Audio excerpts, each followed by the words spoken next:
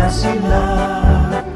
Belajar bergerak berbagi untuk negeri, kita menjalin kolaborasi. Belajar bergerak berbagi untuk negeri, demi bakti pada Ibu Pertiwi.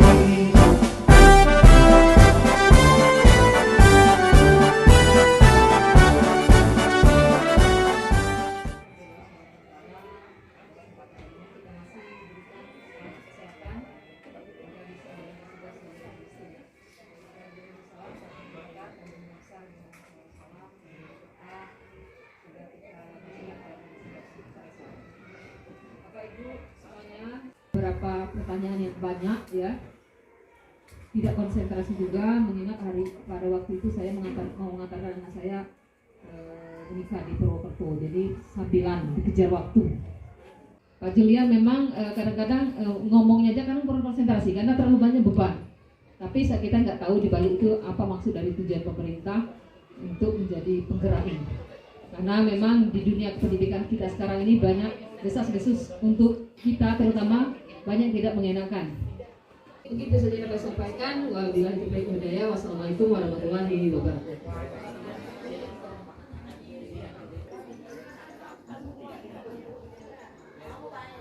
Baik, assalamualaikum warahmatullahi wabarakatuh.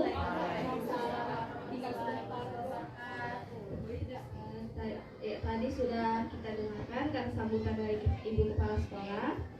Langsung saja kita ke acara ketiga, yaitu dari sosialisasi guru penggerak kepada Bapak Julian, MPD. Saya persilakan.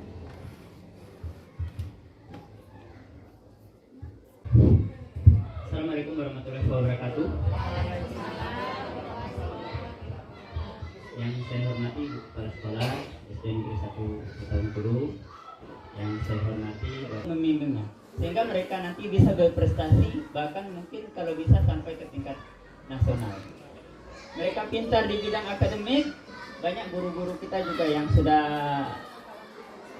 mampu membuktikan membimbing anak-anak kita, dan terutama di SD kita ini, SD 1 yang kita banggakan ini, sudah banyak siswa-siswa kita yang berprestasi, ya, sehingga salah satu sekolah yang terbagus di Kota Bengkulu adalah SD Negeri 1 Kota Bengkulu. Ya, kita harus bangga, ya, bangga ya dengan sekolah kita. Baiklah Bapak Ibu yang saya hormati, seperti di layar saya akan membahaskan sedikit ya tentang budaya positif, 5 kebutuhan dasar dan dunia berkualitas yang harus kita pahami terhadap anak didik kita. Mungkin kita selama ini lihat ada anak yang suka mencuri. Kenapa dia mencuri? Nah, itu tugas kita sebagai guru untuk mengetahuinya.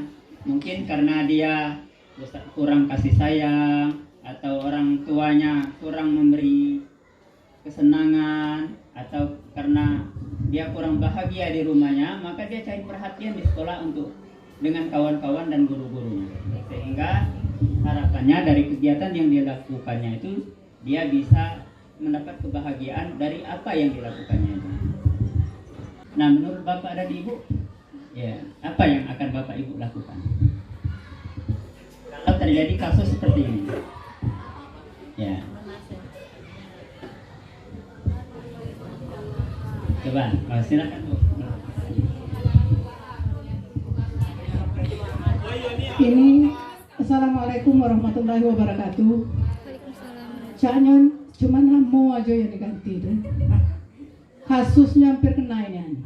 Nah, seperti kasus yang ada dari narasumber sampaikan kepada kami, hal yang seperti itu sering terjadi, terutama di kelas saya. Ada beberapa orang, tidak beberapa orang sih, ada 1-2 orang yang seperti itu. Pertama, saya amati dulu apakah di anak tersebut memang sikapnya yang nakal atau memang ada sesuatu yang ada pada anak tersebut. Yang kedua, saya panggil anak tersebut dan saya mengadakan pendekatan.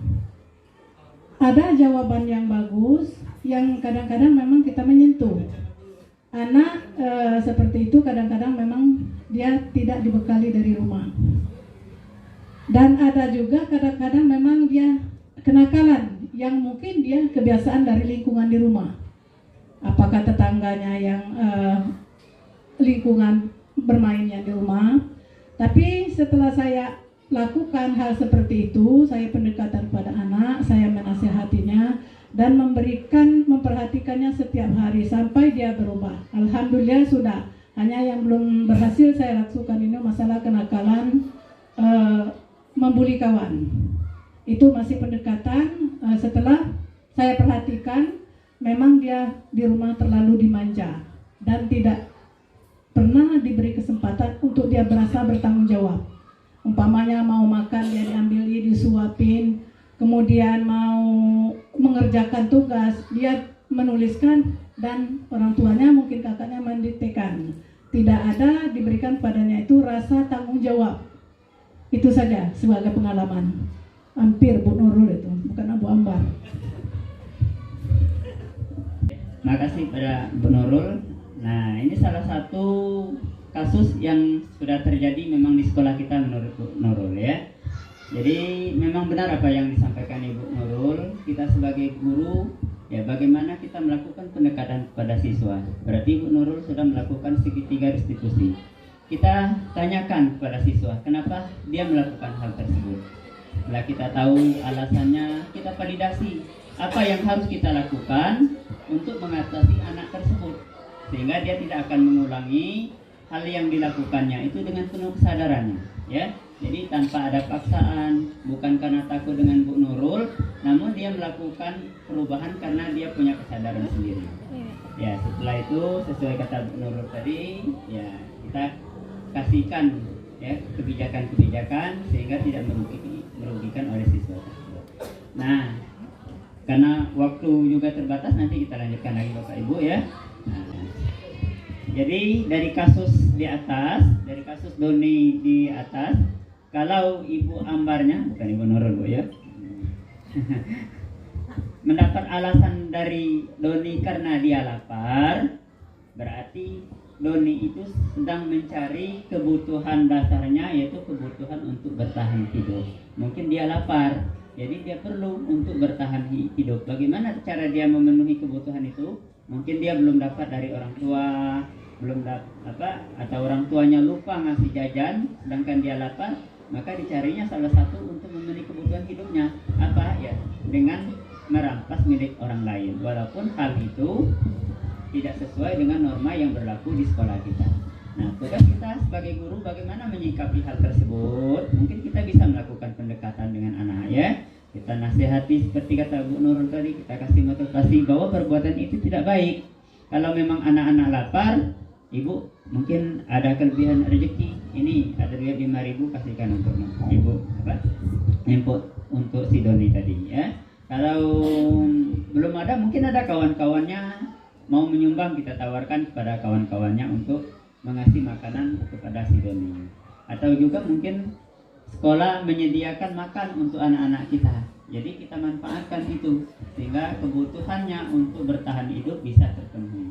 Kalau anak-anak bisa terpenuhi kebutuhan hidupnya, kebutuhan makannya, maka mudah-mudahan anak-anak kita dapat belajar dengan tenang.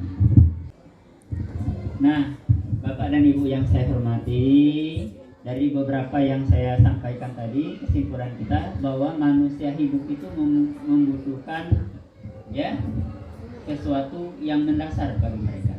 Yang pertama, kita memerlukan ya bagaimana bertahan hidup.